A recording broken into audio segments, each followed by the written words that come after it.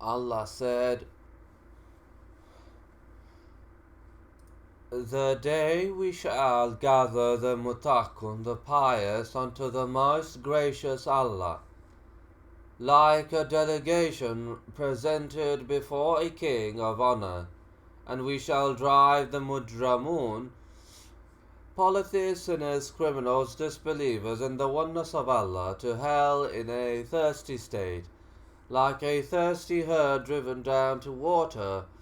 None shall have the poor power of intercession, but such a one as has received permission or promise from the most gracious Allah."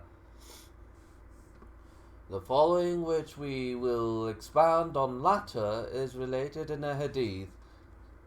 Superior mounts from paradise will be brought to them, to the people of paradise, and they will ride them. And in another hadith, they, the superior mounts, will be brought to them when they will rise from their graves. The authenticity of that is uncertain, for we have already mentioned this hadith. Indeed, all people will be raised walking, but the Messenger of Allah will be riding a camel, and Bilal will call out the adhan, call to prayer, before him, when he will say, "I bear witness that none has the right to be worshipped but Allah, and I bear witness that Muhammad is the Messenger of Allah." The first ones and the last ones will believe him. Since having a camel to ride is specific to the Messenger of Allah, they will be brought superior mounts only after they cross the Sirat, path over hell. That appears to be more correct, and Allah knows best. It is related in the hadith of the horn, basins are set up for them after they cross the Sirat, path over hell, and when they reach the gate of paradise, they will ask Adam to intercede for them. Then a sequence they will ask Noah, Ibrahim, Musa, Isa, and then Muhammad. May the prayers and salutations of Allah be upon them all. The Messenger of Allah will be the one who will intercede for them.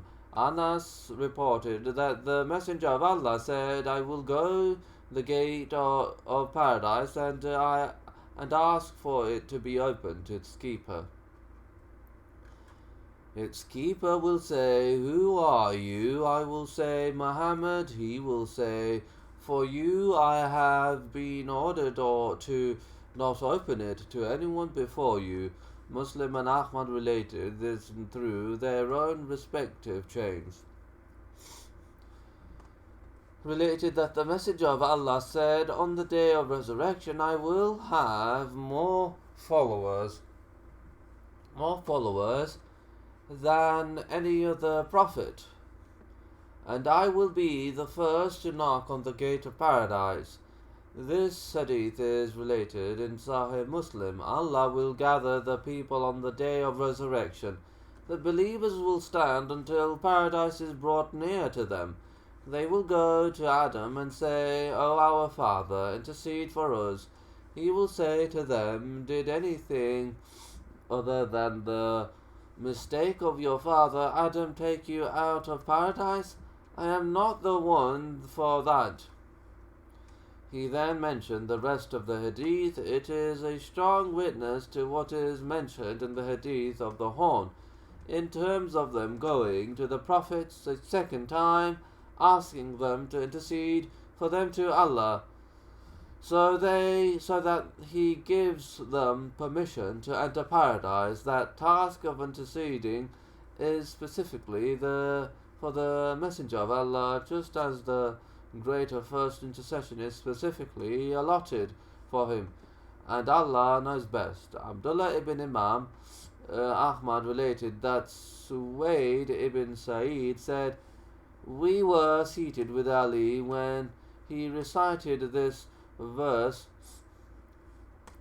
'The day we shall gather the muttaqun, the pious, unto the most gracious Allah, like a delegation presented before a king of honor, and we shall drive the mujrimun, polytheists, sinners, criminals, disbelievers in the oneness of Allah, to hell in a thirsty state, like a thirsty herd driven down to water. He then said, by Allah, they are not gathered on their feet, nor is the delegation raised on their feet, but rather on she-camels, the likes of which created beings have not seen. On them are saddles made of gold, so that they can ride on them until they rout the gates